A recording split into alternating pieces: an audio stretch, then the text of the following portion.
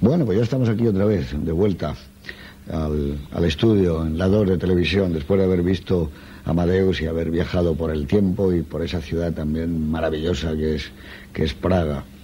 La película es del año 1984, es decir, es una película relativamente muy reciente, tiene 15 años, todavía tengo yo los ecos de los premios de la Academia, porque fui testigo presencial de aquella ceremonia y de la alegría que fue produciendo entre todos los miembros del equipo de Amadeus, en un año bastante difícil, porque había otra película que a mí me gustaba enormemente, que era Pasaje a la India, de David Lean, que solo ganó el de la actriz secundaria Peggy Ashford. Es, como digo, el año 1984, y es el año en que fallece Johnny Weissmuller, aquel atleta americano ganador de las Olimpiadas y que en el cine interpretó a nuestro Tarzán de la infancia, Johnny Weissmuller. Es el año en que mueren también dos grandes escritores, el argentino Julio Cortázar, autor de Rayuela, y de tantas y tantas, ¿no? Todos los fuegos, el fuego, etcétera. Y del español Jorge Guillén, uno de los últimos supervivientes de la generación del 27. Fallece también el teólogo católico Karl Rahner, que era probablemente la autoridad patrística más grande que había en el mundo en ese momento. El escritor Juan Benet recibe el premio de la crítica por Herrumbrosas lanzas. Y bueno, digamos que en Cannes, Wim Wenders gana la Palma de Oro con su película París, Texas. Ese mismo año se presenta otra película española que es Los Santos Inocentes. A mí me parece mucho mejor Los Santos Inocentes que París, Texas. Y en esa película los dos protagonistas, Alfredo Landa y Francisco Rabal, son premiados con el premio exequo compartido a la mejor interpretación. También fallece, es un año de grandes pérdidas literarias, el escritor argentino Manuel Mujica Lainez. Su última obra fue Un novelista en el Museo del Prado. Y bueno, digamos que el Atlético de Bilbao gana ese año la Liga y la Copa del Rey, un gran disgusto para mi amigo Eduardo Torres Dulce. No, que el Atlético de Bilbao me cae bien. Sí, pero acabar con mis amistades. Te cae mejor el Real Madrid. Bastante mejor, sí. Pero... Y muere un cineasta muy conocido, Joseph Losey, director de obras como Eva, El Sirviente, El Mensajero. El Ministerio de Cultura adquiere las cartas de Antonio Machado a Guiomar. Muere James Mason, uno de los grandes actores. Iba a decir yo de los 50, de los 60, de los 70, porque James Mason es de los grandes. Y también fallece el escritor norteamericano Truman Capote, que es el autor de obras como A Sangre Fría, Desayuno con Diamantes y sobre todo Música para Camaleones, que a mí me parece que es una de las obras decisivas de este siglo XX, que ya va a salir de cuadro dentro de muy pocos días. Creo que Truman Capote, Nabokov, en inglés, posiblemente, para mí, claro, son los mejores autores que ha dado el siglo. La Unión Soviética y los países satélites boicotean los Juegos Olímpicos de Los Ángeles tras una medida similar a la de Estados Unidos en la Olimpiada de Moscú del año 80. España logra la medalla de oro en vela y Carl Lewis gana 4 medallas de oro, junto con las que ya tenía, como saben, el actor que más medallas ha ganado. En aquella final de 1500 metros también Abascal ganó la medalla de bronce. Y nada más, digamos para terminar, que la escritora María Zambrano regresa a España tras 45 años de exilio.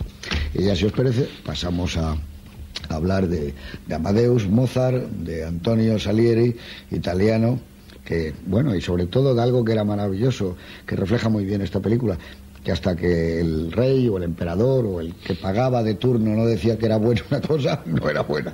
Eso es asombroso. Ese mecenazgo es fantástico, ¿no? Eso es uno de los datos. Además tiene un actor espléndido que es Jeffrey Jones, un actor, vamos a llamarle secundario, porque siempre, no sé por qué llamamos secundario, es casi más característico, son los que acaban caracterizando la película, ¿no? Yo he dicho al principio en la presentación algo que sí me gustaría hablar, o que a ver qué opináis vosotros al respecto, que es la estructura de guión que tiene la película, que como tú bien has dicho proviene de una obra de un gran éxito en Broadway, como fue, bueno, Broadway en todos los escenarios del mundo, ¿no? De Peter Schaffer, que era el autor de Ecus, que aquí en los años de la transición, en el año, yo estaba en la escuela judicial, en el año 75 era todo un espectáculo, un escándalo ver en cuerpos semidesnudos en los teatros españoles, ¿no? Pero que también tiene un componente. Y su hermano era Anthony Schaffer, o es Anthony Schaffer, que es el autor de La Huella. Son hermanos gemelos, los dos nacieron en el 26, que es el autor de la huella, del guión de Frenesí, uno de los que trabajó en el guión de Frenesí, de muchas películas de Hércules Poirot. Dicho sea de paso, casi todas estas películas que se hicieron en los años 70 lleva la firma de Anthony Shaffer. Bueno, pues yo creo que el guión tiene, desde mi punto de vista, una rara cualidad, y es contarlo en flashback, que siempre es muy aventurado.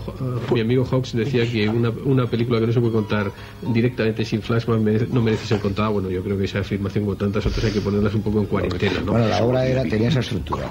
La obra de teatro era igual, empezaba prácticamente igual y terminaba prácticamente pues yo igual. creo que eso lo ha dicho Juan Antonio al principio, atribuye el protagonismo indudable, el que cuenta la película y sobre el que cae la narración y el frontón de toda la acción, es sin ningún género de duda el personaje Salieri, magníficamente bien interpretado por Murray Abraham, ¿no? Y luego creo que tiene un truco de guión al principio, digo truco en el mejor sentido de la expresión, de nuevo, que es la presentación de quién es Salieri y cómo se presenta Salieri, esa confesión hitchcockiana que hace, y casi desde el primer momento hay un cierto suspense dramático que dice: yo maté a Mozart, no sabemos cómo le va a matar, y la película creo que queda un poco ambiguo, porque aunque se apunta a lo del envenenamiento, de la idea de Pushkin que ha citado Juan Antonio Porto, parece más que casi una situación de conspiración social para acabar con el personaje, y por otra parte casi de conspiración psicológica, introduciéndole la idea de la muerte con el recuerdo del padre, que está presente también en la película, para acabar con el genio de Mozart. Bueno, pues en ese momento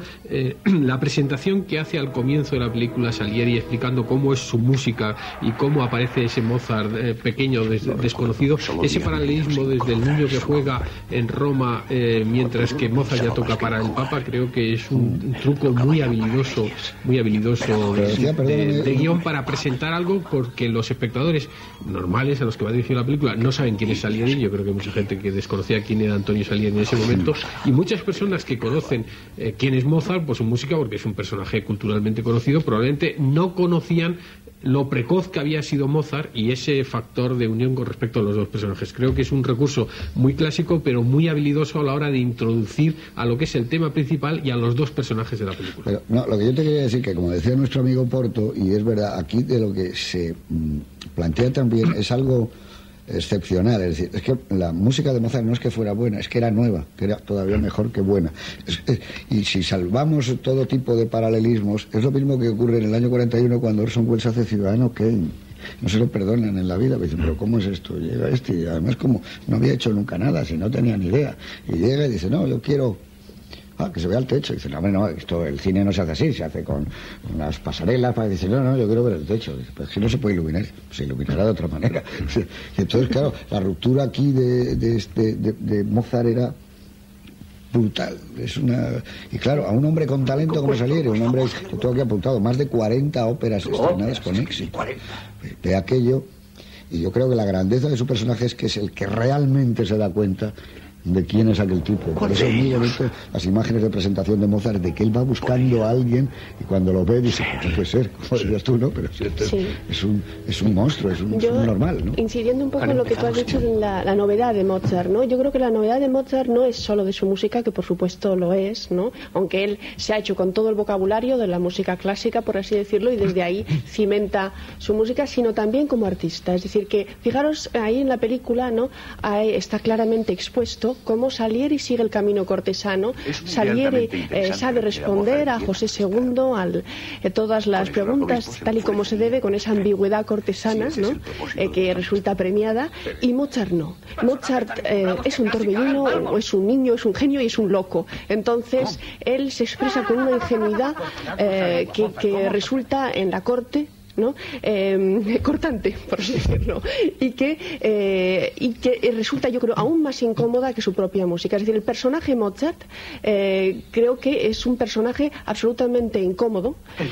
No es solo, no le castigan solo por su música, y en realidad en esta película, aunque como mencionábamos antes, Salieri vampiriza o centra el protagonismo, pero no le castigan solo por su música, le castigan por su seguridad en sí mismo. Cuando dice, sí, su comportamiento, ¿no? Y su seguridad en su música, en detrimento, claro, de la música de los demás, que no puede dejar patente, ¿no? No puede dejar de Hay un resaltar. detalle de diseño de producción increíblemente bueno, y es la presentación con ese traje Malva, que destaca, como tú decías, en los tonos apagados de la corte, ¿no? Sí, hay un determinado momento que esa impertinencia, digamos, contra lo establecido queda muy clara cuando le dice al emperador: ¿y cuáles cree el emperador que son las notas que sobran? Porque todos los pelotas, pues resulta que el oído humano está hecho es que la verdad es que musicalmente, digamos, es un revolucionario, ¿no? Bueno, y después ese momento cuando le dice toca como Bach. Sí. Una cosa de Bach. Si toca como blues, dice no me aburre. Toca como Händel, dice como Salieri, esto sí es importante. Y el otro al loro, y resulta que es una... Es de profe cómica. Sí.